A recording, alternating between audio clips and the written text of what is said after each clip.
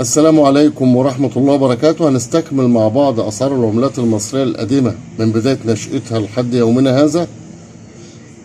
طبعا العملة اللي في ايدي دي حضراتكم كلكم عارفينها، الاسم الشعبي بتاعها ربع جنيه المخروم زي ما احنا بنسميها زمان.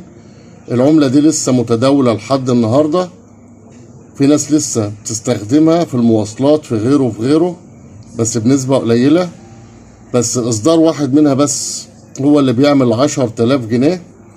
إصدار واحد هو اللي بيكسب، هو البريمو، لكن بقية الإصدارات قيمتها 25 قرش زي اللي في إيدي ده. اللي في إيدي ده إصدار عام 1993، قيمته ربع جنيه مش أكتر.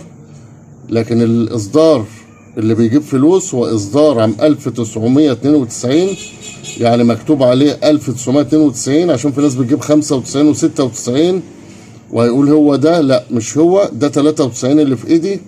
لكن اللي مطلوب ونادر هو 1992. اللي موجود عنده هيكلمنا على الواتس ويبعت لي صوره، هديله رقم الشخص اللي طالبه بالاسم، هيتفق معاه ويخلص معاه. بس 1992. تابعني وتابع كل جديد على التيك توك، متابعة ولايك واكسبلور، وتابعني على اليوتيوب محمد حكيم بورسعيد اسم القناة. واشكركم واشوفكم على خير.